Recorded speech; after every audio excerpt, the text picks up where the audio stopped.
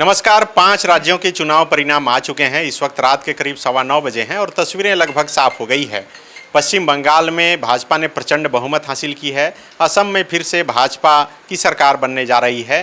केरल में कांग्रेस गठबंधन की सरकार बनने जा रही है। वहीं पौंडीचेरी में भाजपा की सरकार फिर से बनने जा रही है। और बात करें तमिलनाडु की, तो तमिलनाडु में टी विजय के नेतृत्व में सरकार बनने जा रही है। लेकिन चूँकि हम झारखंड से बात कर रहे हैं, तो झारखंड की सबसे बड़ी पार्टी झारखंड मुक्ति मोर्चा असम में चुनाव लड़ रही थी। वहीं झारखंड मुक्ति मोर्चा ने बंगाल में टीएमसी को समर्थन दिया था। वहीं झारखंड की एक और पार्टी झारखंड लोकतांत्रिक क्रांतिकारी मोर्चा, जो जयराम महतो की पार्टी है, उसने बंगाल की 2 सीटों पर वो पार्टी चुनाव लड़ रही थी। वहाँ क्या स्थिति है, असम में जेएमएम की क्या स्थिति रही, इसी मसले पर बात करेंगे। क्या सचमुच में जेएमएम जिन जिन सीटों पर चुनाव लड़ी, क्या वहाँ भारतीय जनता पार्टी को फ़ायदा हुआ, क्योंकि कांग्रेस और जेएमएम दोनों अलग अलग वहाँ पर चुनाव प्रचार कर रहे थे। एक एक सीट का सही से विश्लेषण करेंगे और आपको बताएंगे। सबसे पहले जेएलकेएम को ही समझ लेते हैं। हमारे सहयोगी अरविंद हैं। अरविंद, कौन कौन सीट पर जेएलकेएम के उम्मीदवार? जेएलकेएम ने बागमुंडी और जौनपुर विधानसभा सीट जो है वहाँ अपने उम्मीदवार दिए थे। बागमुंडी में उनका 5वां स्थान रहा मनोज कुमार महतो। 1757 वोट उन्हें मिले हैं और 1,10,906 वोट से वो पीछे रहे। काफ़ी बड़ा अंतर है, काफ़ी बड़ा मार्जिन है। और जौनपुर में आप जाइए तो 4थे स्थान पर रहे दिव्य ज्योति सिंह देव, जेएलकेएम के उम्मीदवार थे। 9,152 वोट उन्हें मिले। 95,516 वोट से वो पीछे थे अभी हैं। और परिणाम साफ ही हो गए हैं। सभी राउंडों की गिनती हो चुकी है। जेएलकेएम ने अपना खाता नहीं खोल पाया बंगाल में। लेकिन जयराम महतो का तो बड़ा असर देखने को मिलता था। वहाँ प्रचार करने के लिए जाते थे तो टीएमसी के भी उम्मीदवार इनसे आकर मिलते थे। भीड़ राजनीति में कहा जाता है, खासकर चुनाव में भी, कि भीड़ जो होती है उसको वोट में परिवर्तित होने में अक्सर जो है चूक कहीं ना कहीं बहुत सारे जगह हो जाती है। पवन सिंह का ही हम लोग बात करते हैं तो लोकसभा क्षेत्र में काराकाट में कितना भीड़ हुआ था, लेकिन उस वो भीड़ बदल नहीं पाई। तो ये जेएलकेएम का भी वही है। जयराम महतो को लोग सुनने जाते थे क्योंकि वो बोलते अच्छा है। अब ये है कि वोट नहीं बदल पाई, हालांकि पहला बार उनका प्रयास था। अब आगे क्या क्या रणनीति रहता है बंगाल को लेकर, अब वही बताएंगे। तो बिल्कुल, जेएलकेएम जयराम महतो की जो पार्टी है, झारखंड में जब विधानसभा चुनाव हुआ था, लोकसभा चुनाव हुआ था, उसमें तो अच्छा परफॉर्म की थी। हालांकि सिर्फ एक जयराम महतो ही चुनाव जीत पाए थे। लेकिन अब बात करते हैं कि असम की। असम में जिस तरह से झारखंड मुक्ति मोर्चा 19 सीटों पर अपने पार्टी सिंबल पर जो है उम्मीदवार पार्टी ने उतारा था वहाँ पर, और वहाँ पर क्या कुछ स्थिति है, उससे पहले मुख्यमंत्री हेमंत सोरेन का सोशल मीडिया पर एक बयान आया है और उन्होंने कहा है कि सीमित समय और सीमित संसाधन पर बहुत अच्छा जो परिणाम है वो देखने को मिला। हालांकि एक भी सीट झारखंड मुक्ति मोर्चा के उम्मीदवार वहाँ जीत नहीं पाए, लेकिन जिस तरह से चुनाव पार्टी ने लड़ी, उन्होंने कहा है कि जिस तरह से टी ट्राइब्स का मुद्दा उठाकर वो चुनावी मैदान में उतरे तो लोगों का अच्छा समर्थन मिला। और यही वजह है कि 2 सीटों पर वो दूसरे स्थान पर झारखंड मुक्ति मोर्चा है। और वहीं इसके अलावा बात करें तो 7 सीटों पर 15,000 से अधिक वोट जो है झारखंड मुक्ति मोर्चा को प्राप्त हुए हैं। और मुख्यमंत्री हेमंत सोरेन कह रहे हैं कि ये पहला प्रयास था और पहली बार जोर जो है उनके नेतृत्व में लगाया गया, तो इसका परिणाम अच्छा रहा। सबसे पहले सर, 16 सीट कौन कौन सी सीट है और कहाँ क्या स्थिति है ये बताएं। देखिए, 2 सीट जो है मजबत और गोसाई गांव, यहाँ पर जेएमएम दूसरे स्थान पर रहा है। और उसके अलावा रंगापाड़ा में तीसरे स्थान पर, विश्वनाथ में तीसरे स्थान पर, खुमताई में तीसरे स्थान पर, छबुआ में तीसरे स्थान पर, सोनारी में भी तीसरे स्थान पर, दिगबोई में भी तीसरे स्थान पर, मार्गेरिटा में तीसरे स्थान पर, तिंगखोंग में तीसरे स्थान पर और नहरकटिया में तीसरे स्थान पर जेएमएम रहा। इसके अलावा वो सेरूपाथर में भी तीसरे स्थान पर रहा है। तो कहने का मतलब जेएमएम 1, 2, 3, 4, 5, 6, 7, 8, 9, 10 लगभग 10 सीटों पर तीसरे स्थान पर जेएमएम रहा है और 2 सीटों पर तो दूसरे स्थान पर रहा है। 16 सीटों पर उसके प्रत्याशी अंतिम समय तक रहे थे। कुछ के नामांकन रद्द हो गए और कुछ दूसरे कारणों से। तो इस तरह से जेएमएम ने अपनी उपस्थिति तो वहाँ दिखाई है।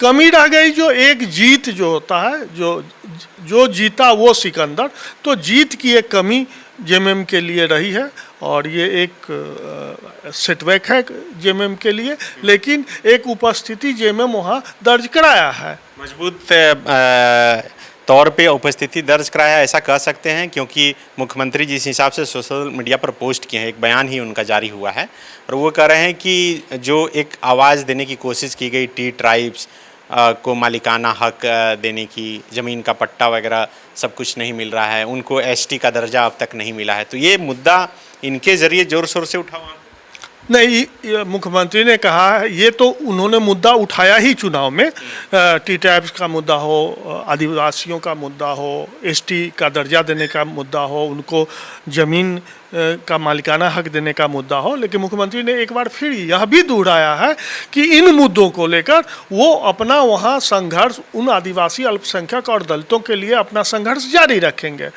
अब चुनावी गणित में जो महत्वपूर्ण है वो ये है कि कई सीटें ऐसी दिख रही है जहां कांग्रेस और जेएमएम दूसरे तीसरे स्थान पर है। तो यही सवाल कई, जब मुख्यमंत्री या झारखंड मुक्ति मोर्चा ने ये निर्णय लिया कि वो कांग्रेस के साथ गठबंधन करके नहीं अकेले असम के चुनावी मैदान में जाए, तो फिर सवाल ये उठने लगा कि क्या ये बीजेपी को फायदा पहुंचाने के लिए असम वहाँ झारखंड मुक्ति मोर्चा जा रहा है चुनाव? देखिए, कुछ सीटों पर तो ये दिखाई स्पष्ट रूप से। कौन से सीट, कितना वोट का अंतर? अब जैसे मान लीजिए मजबत की सीट है, वहाँ पर जेएमएम दूसरे स्थान पर है और कांग्रेस तीसरे स्थान पर है। तो जो जेएमएम के उम्मीदवार हैं उन्हें कितना वोट आया? जेएमएम के उम्मीदवार को लगभग 55,000 मत आए हैं, कांग्रेस के उम्मीदवार को 24,000 वोट आए हैं। इन दोनों को जोड़ देने पर क्या वो देखिए, इन दोनों के जोड़ने के बाद भी वो बीजेपी प्रत्याशी आगे है। लेकिन जो क्या होता है कि चुनाव में जब किसी को यह जानकारी मिल जाती है जो ये दो धारे में बट रहे हैं और एक जो है बहुत मजबूत है, अगर उधर वोट उधर शिफ्ट होता है, अगर दोनों धारा जो दो फाड़ है अगर वो एकजुटता से लड़ता तो वहाँ वो बीजेपी प्रत्याशी पर भारी पड़ सकता था। कुछ सीटों पर ऐसी स्थिति भी है। अब जैसे आपको भेड़ गांव में जाएंगे तो खैर भेड़ गांव की स्थिति दूसरी है। गोसाई गांव में जाएंगे तो यहाँ पर जेएमएम दूसरे स्थान पर है और तीसरे स्थान पर यूपीपीएल और चौथे स्थान पर यहाँ कांग्रेस है। तो यहाँ तो खैर चौथे स्थान पर कांग्रेस है तो हम बहुत कुछ नहीं कर सकते, लेकिन रांगापाड़ा का जब आप पर ध्यान देंगे तो कांग्रेस यहाँ दूसरे स्थान पर है और जेएमएम तीसरे स्थान पर है। तो दूसरा और तीसरे स्थान पर जो कांग्रेस और जेएमएम है, अगर यहाँ पर ये दोनों एकजुट होते तो यहाँ संभव था जो बीजेपी को यहाँ चोट पहुँचती। उसी तरह से आप विश्वनाथ में कांग्रेस दूसरे स्थान पर है और जेएमएम तीसरे स्थान पर है, तो वहाँ भी ये दोनों मिलते तो कुछ स्थिति बदल सकती थी। लेकिन जेएमएम के कई नेताओं का तर्क ये भी था कि अगर हम लोग चुनावी मैदान में नहीं आते तो ये लोग बीजेपी को ही वोट कर देते। ये लोग चूंकि कांग्रेस की भी वहाँ सत्ता रही है और कांग्रेस की सत्ता के दौरान इन लोगों के साथ ठीक नहीं हुआ है और इसलिए कांग्रेस से भी ये लोग खफा थे। जेएमएम खफात है। जेएमएम के लोग बोल रहे हैं कि वहाँ के जो टी ट्राइब्स और जो लेबर्स बाहर से आके वहाँ काम कर रहे हैं। देखिए, जेएमएम जो भी कह रहा है, लेकिन हम पूरे पिछले 2-3 महीने से ये चुनाव कैंपेन चल रहा है, आप उस पर गौर करेंगे तो जेएमएम या मुख्यमंत्री जो वहाँ असम में जाके चुनाव लड़े अकेले, इसका कांग्रेस ने कभी सपोर्ट नहीं किया। कभी देखे किसी कांग्रेस के नेता का, बड़े नेता का यह बयान नहीं आया जो जेएमएम के चुनाव लड़ने से वहाँ के आदिवासियों का हित होगा, मतलब उसका सपोर्ट नहीं किया। इसलिए ये मतलब संकेत मिलता है, संदेश आता है कि जेएमएम के लड़ने से कांग्रेस को नुकसान पहुँचा है। इसके अलावा और जैसे आपको सुमताई का सीट है तो बीजेपी जीती है, लेकिन दूसरे और तीसरे स्थान पर कांग्रेस और जेएमएम रहा है। फिर झाबुआ में भी बीजेपी जीती है, लेकिन दूसरे और तीसरे स्थान पर कांग्रेस और जेएमएम रहा है। फिर सोनारी में देखेंगे तो वहाँ भी बीजेपी जीती है, लेकिन दूसरे और तीसरे स्थान पर कांग्रेस और जेएमएम रहा है। फिर दिग्बोई में अगर जाएंगे तो यहाँ दूसरी स्थिति है, एक रजोड़ी दल जो है वो दूसरे स्थान पर है, लेकिन आप तिंगखोंग में जाएंगे तो बीजेपी यहाँ जीती है, लेकिन कांग्रेस और जेएमएम फिर यहाँ दूसरे और तीसरे स्थान पर है। नहरकटिया में भी कांग्रेस और जेएमएम दूसरे और तीसरे स्थान पर है। तो इस तरह से जिन सीटों पर जेएमएम और कांग्रेस दूसरे और तीसरे स्थान पर है, जो लगभग 6, 7, 8 सीट दिख रही है, उन सीटों पर अगर ये एकजुटता से दोनों मिल के लड़ते तो संभवतः जो 2-4 सीटें कांग्रेस की भी बढ़ती और बीजेपी की घटती। और सबसे अधिक वोट किस यही मजबूत सीट पर जेएमएम के उम्मीदवार का है? हाँ, 55,000 करीब। ये तो तीसरे राउंड तक पहले नंबर पर। हाँ, पहले नंबर पर, लेकिन वहाँ रिजल्ट घोषित हो गया है और बीजेपी बोडोलैंड पीपुल्स फ्रंट के जो उम्मीदवार हैं वो लगभग 55,000 मतों से ही जीते हैं। अच्छा, वो क्या बीजेपी के गठबंधन के उम्मीदवार हैं? अब वो ये थोड़ा सा हमको याद नहीं है वहाँ का गठबंधन का, लेकिन वहाँ कांग्रेस की जो स्थिति रही है वो पिछले चुनाव में वहाँ 29 सीट कांग्रेस को मिली थी। अच्छा। और अभी जो मतलब लगभग अंतिम चुनाव परिणाम आने को है, कांग्रेस को 21 सीट मिलती दिख रही है। तो 7 सीट का कांग्रेस को वहाँ नुकसान हुआ है। और जो ये आंकड़ा हम लोग देख रहे थे उसमें 6-7 सीट ऐसी है जहाँ कांग्रेस और जेएमएम के मिलने से मतलब बीजेपी वहाँ पराजित हो सकती थी। तो बिल्कुल देखिए, जेएमएम के 16 सीटों का समीकरण यही था। बहुत विस्तार से जितेंद्र सर ने इसे बताने, आपको समझाने की कोशिश की। वीडियो लंबा नहीं करेंगे चूँकि आज बहुत सारी खबरें हैं और सभी खबरों को आपको देखना है और समझना है कि आखिर देश का मूड क्या है, चुनाव का मूड क्या है और परिणाम क्या कुछ कह रहा है। इसमें फ़िलहाल इतना ही, लेकिन आप समझिए कि झारखंड मुक्ति मोर्चा जो असम में जाकर पार्टी चुनाव लड़ती है और उसके बाद जो परिणाम आता है उसमें भले ही एक भी सीट नहीं जीते, लेकिन पार्टी के अध्यक्ष होने के नाते मुख्यमंत्री हेमंत सोरेन ने जो बयान जारी किया है, उन्होंने कहा है कि सीमित समय, सीमित संसाधन में जो रिजल्ट आया है वो उन्हें संतुष्ट करने वाला है, क्योंकि कई ऐसी सीटें हैं जिस पर पार्टी उम्मीदवारों का बेहतर प्रदर्शन रहा है। अब समझिए कि यहाँ से जाकर पूरा चुनाव मैनेजमेंट करना, और ये चुनाव तब लड़ा गया जब झारखंड मुक्ति मोर्चा की वहाँ कमेटी भी नहीं थी, प्रदेश जिला की कोई कमेटी नहीं थी। क्योंकि मैंने एक प्रेस कॉन्फ्रेंस में झारखंड मुक्ति मोर्चा के नेता से पूछा कि जेएमएम का असम का जो है प्रदेश अध्यक्ष कौन है, तो पता चला कि कमेटी ही नहीं बनी है। तो ऐसे में जाकर चुनाव लड़ लेना और चुनाव से पहले तुरंत सिंबल मिल जाना वहाँ लड़ने का के लिए, और उसके बाद भी ऐसा परफॉर्मेंस होना, और यही वजह है कि हेमंत सोरेन खुश हैं।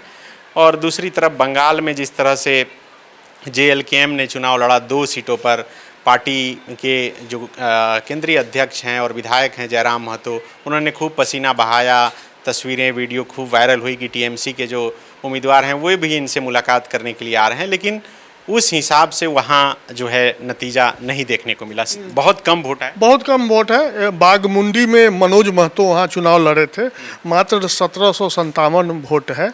और दूसरा जयपुर में दिव्य ज्योति सिंहदेव चुनाव लड़े और उनको मात्र 51-52 मत प्राप्त हुए हैं। और ये जो जीता है प्रत्याशी उससे बहुत आंकड़ा बहुत पीछे 90,000 95,000 का फासला है।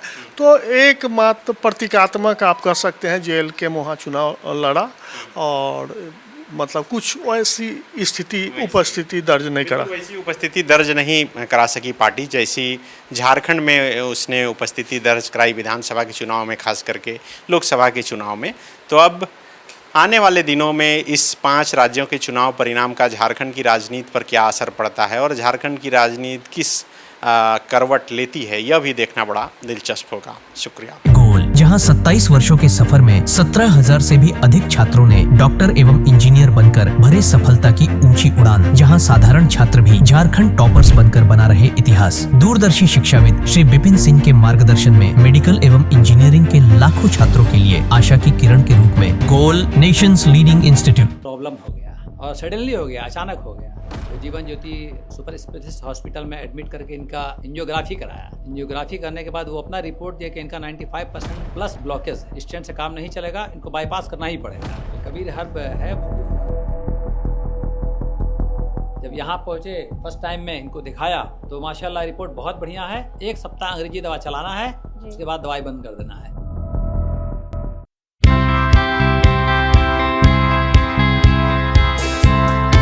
1